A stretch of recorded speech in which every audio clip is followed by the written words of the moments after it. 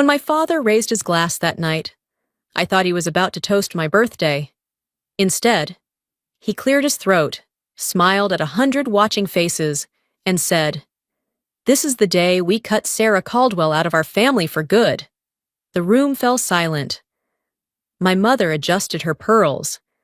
My brother grinned, and every pair of eyes turned toward me, waiting to see how humiliation looked in real time. I didn't cry. I didn't beg. I just felt something split open inside, a soundless crack between who I was and who I'd never be again. That was the moment I realized they hadn't just disowned me, they'd erased me, and that's exactly where my story begins. I never imagined a birthday could be the day someone was erased from their own life. The invitation had said family reconciliation, a dinner at Caldwell's table, the restaurant that once smelled like my childhood. After 10 years away, I wanted peace, just one evening that didn't end in criticism or silence. The jazz band played softly, candles flickered, the air almost felt safe. Then the music stopped mid-note. My father tapped the microphone, wearing the smile he saved for clients. His tone was steady, almost rehearsed. As he told the guests, he needed to be transparent. The next sentence cut through the room like glass. From that moment forward, I was no longer part of the Caldwell family, neither by blood nor finance. A hush spread. My mother stood beside him, nodding as if agreeing to a business deal. My brother twirled his wineglass, amused. My chest tightened, but I stayed still. When he accused me of mishandling the foundation's funds, I felt every eye crawl over my skin. My phone buzzed. A message from work. Employment suspended pending investigation. I looked up at the stage, realizing the timing wasn't coincidence. Gregory Hale, my father's closest friend, had signed the notice. And behind the stage lights, a new banner gleamed. Miles Caldwell, incoming director of the Caldwell Foundation. The applause that followed wasn't for me, it was for my replacement. I walked out before anyone could see me break. Outside, rain hissed against the pavement, washing away whatever name I had left. That night, Portland was a curtain of black water. I unlocked my apartment, the hallway light flickering above like it couldn't decide if I still existed. My bank app refused to open, my credit card was declined, and my work email had been disabled. Every door that tied me to stability had quietly shut. When I checked my personal inbox, there it was, an email from Miles. "You should let the past rest.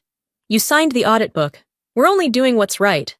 I laughed under my breath, the kind that tastes bitter. I had never signed a single ledger in my life. Pulling open the drawer beside the bed, I reached for the old wooden box I hadn't touched in years, the one holding my grandfather's papers. He'd founded the Caldwell Foundation long before any of us turned it into a family currency. Inside was a letter, its ink faded into the paper like a secret that refused to die. "Sarah, you're the only one who understands the value of trust. If the Caldwell Foundation ever falls, remember this. Authority belongs to whoever protects the truth, not whoever carries the name." My hands trembled as I flipped the page. Behind it was a notarized document, my name printed clean and sharp, signed 12 years ago, the exact month my grandfather died. He had made me the legal custodian of the foundation's audits. So that was it. I wasn't their threat because I failed them. I was their threat because I could expose them. They'd buried this document and built an entire lie on top of it. The rain tapped against the window, steady and cold. I sat on the floor, the letter in my lap, the city humming outside. If love was a balance sheet, my parents had just written me into the loss column. By morning, the storm had thinned to drizzle. I turned on my laptop, the black screen blinking with a green cursor, steady like a heartbeat. My fingers hovered before typing the words I'd avoided for years. Caldwell Foundation Ledger. Rows of numbers loaded. Transfers snaking from the main account to an offshore one in the Cayman Islands. The recipient, M. Caldwell. Miles. I called Naomi Tran, a former colleague who'd worked in fraud analytics. She answered on the second ring, her voice calm but wary. I told her what I'd found and what I needed. Access beyond the system. She hesitated before saying, "If you open that file, there's no going back." I stared at the rain streaking down my window. Then forward is the only direction left. Using encrypted channels, we ran the trace, An hour later, she sent me a compressed file. Inside were digital authorizations bearing Gregory Hale's signature, my father's lifelong ally, and the so-called guardian of the foundation. Every transfer was verified using my employee ID. Someone had cloned my credentials, leaving me as the ghost behind their transactions. Naomi's next message appeared on screen. That code could only come from inside the bank. Gregory has top-level clearance. My pulse steadied. My father had built the stage.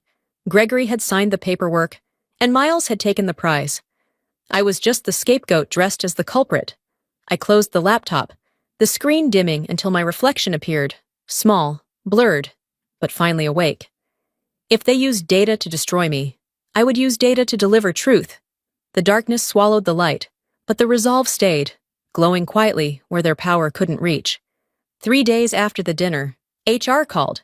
They needed me to come in and clarify a few things. The word clarify always sounds harmless, until it's used as a weapon. The meeting was on the 21st floor, the glass walls reflecting a silver Portland sky. Gregory Hale sat at the center of the long table. Navy suit crisp, smile as polite as ever. He'd been my father's closest friend, a man who'd once called me kiddo. Now his tone was pure procedure. "This isn't a trial, Sarah," he said, "just transparency." The same word my father had used. He slid a thick folder toward me, my own name stamped across the top, each page carrying my signature, my initials, the official seal of the Caldwell Foundation. The documents claimed I'd transferred foundation funds offshore for personal investments. Every mark, every letter was mine, because someone had stolen them. My digital ID, my signature, my audit codes. The precision was surgical. I told him the papers were fake. He cut me off with that empty corporate calm. "We're just following policy. Take some time off." When I walked out, the hallway lights blinked, throwing my shadow long and thin against the floor. My phone vibrated. An unknown number. "Tell Richard it's done." I froze. Gregory hadn't even waited for me to leave the building before reporting back. That night, Naomi called. Her voice was tight. "Sarah, they've already sent the files to the Federal Bureau. Your name is listed as the responsible party." I let the silence stretch until it hurt. They hadn't just stolen my job. They'd built a prison with my initials on the door. Outside, rain pounded against the windows like an accusation. If they used their system to destroy me, then I'd use their system to end them. That night, I walked across the Hawthorne Bridge, the wind off the Willamette cutting through my coat. The city lights blurred in the drizzle. My grandfather used to say family was where you were safe. I smiled bitterly at the thought. Safety, for me, had become a myth. My phone buzzed. Naomi again. She'd sent a message. "Encrypted file attached. Don't open while online. Back home." I locked the door, unplugged every device, pulled the curtains tight. When the file finally decompressed, my screen glowed with rows of documents. Consulting invoices signed by Gregory Hale. Monthly payments from the Caldwell Foundation to an entity called the Office of Civic Progress, and a political campaign report bearing my father's signature. The realization hit cold. The foundation wasn't just laundering family money, it was funneling illegal funds into a mayoral race. Then came the final file, a system note buried deep in the metadata. M. Caldwell authorized transfer using S. Caldwell's credentials. My brother had used my identity. They needed a scapegoat with a clean record. I was the perfect shield. I didn't cry out of fear. I cried because I realized I was the last person in that entire circle who still believed integrity mattered. The sound of rain merged with the rhythm of my typing. On my screen, a single command line appeared. Trace fund path. Route, Caldwell. Lines of code streamed down like veins filling with truth. For the first time in weeks, my pulse slowed. I was no longer the daughter they could erase. I was the auditor of their lies. Naomi called on a Tuesday morning, right after the Portland rain finally gave up. "There's someone you need to meet," she said. "Someone they tried to destroy too." We met at a small cafe near the Willamette, walls covered in black and white photos, the smell of espresso thick as smoke. In the corner sat Evelyn Park, a name I remembered from an old headline, an investigative journalist sued by Caldwell's table 7 years ago for defamation. She looked older than her photo, sharper too, her voice low and rasped from years of swallowing truth. She told me she'd lost her job after writing about my father's foundation. Then she slid a file across the table, a relic of her unfinished story. Inside were records linking Caldwell Foundation to a mayoral campaign, exactly what I'd uncovered days before. The same pattern, the same transfers, the same deceit. We decided to work together. I'd trace the digital evidence. Naomi would secure the legal angles, and Evelyn would prepare the narrative for when the truth went public. 3 women from different worlds, an analyst, a lawyer, and a silenced journalist, building a new kind of family out of wreckage. Evelyn leaned back, eyes steady. Your father made sure I'd never work again. He used his friends at your company to bury me. Naomi's laptop pinged then, an alert from her system. A corporate email flagged for deletion. The subject line read, Delete S. Caldwell's record permanently. Deadline Friday. The cafe suddenly felt too quiet. A man in a dark coat passed our table, set down a folded receipt, and left without a word. On the paper, written in quick ink, Stop, or you'll join your grandfather. My pulse froze. Grandpa had died of heart failure. At least, that's what they'd said, though no one ever saw a death certificate. None of us spoke for a while. Evelyn exhaled, slow and even, then said, When they start to threaten you, it means you're finally close. That night, back home, I turned off every light. I placed my 3 phones inside a metal box and listened to the silence pulse around me. Before bed, I wrote one line in my journal. Truth doesn't need allies, but now I have 2. I started the forensic audit at dusk. The Caldwell Foundation's archive was a labyrinth I'd built myself years ago. Every folder, every timestamp was familiar, like fingerprints I'd left behind. 3 hours in, I found it. An encrypted file buried deep under redundant logs. Legacy, final, PDF. The encryption key was a phrase I knew too well. Richard Trust. My father's vanity even extended to passwords. I cracked the code.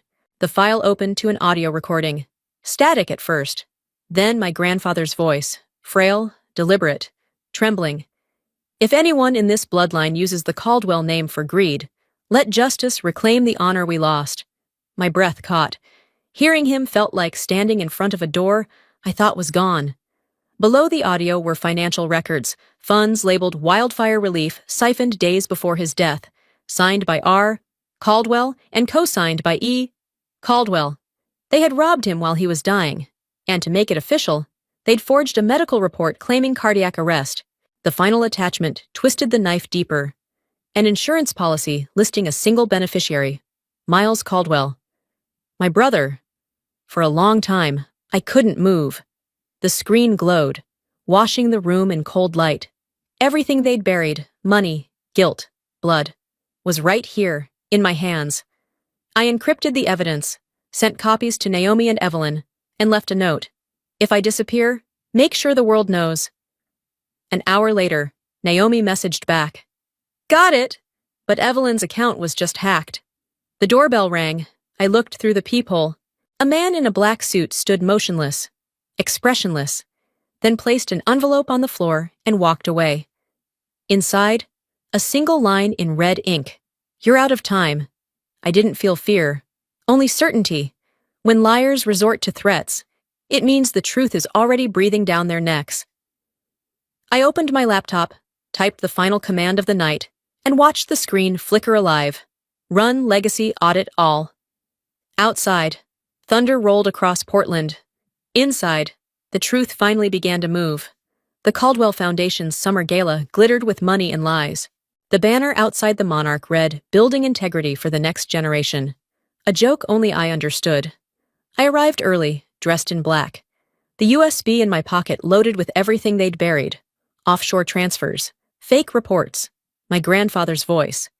When the lights dimmed, my father took the stage beside my mother and Miles, talking about transparency while photographers snapped. I slipped the USB into the control laptop and hovered over a slide labeled A Legacy of Transparency. One breath, one click. The next slide appeared. Forensic Audit. Unauthorized Transfers. Caldwell Foundation. Gasps cut through the room. Emails, bank statements, and the recording of my grandfather's voice filled the hall. If anyone uses the Caldwell name for greed, Let justice reclaim the honor itself. My father froze. My mother's smile cracked, and Miles lunged for the laptop. Gregory Hale tried to leave, but was stopped by federal agents. Evelyn had sent the files before dawn. I stood as flashes lit my face and said only, "Transparency, right?" Then I walked away.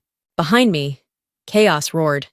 And for the first time, the truth didn't need me to speak for it. By morning, the city was buzzing with the fallout. Every headline screamed the same truth they had tried so hard to bury. Caldwell Foundation under federal investigation. CEO Gregory Hale arrested for fraud and political bribery. Anonymous whistleblower exposes multi-million-dollar scheme. Police cars circled Caldwell's table. Yellow tape sealing its once proud doors. Miles had been taken in for identity fraud after they traced the falsified tax records. Elaine refused every interview, her only statement trembling on every network. My family was betrayed.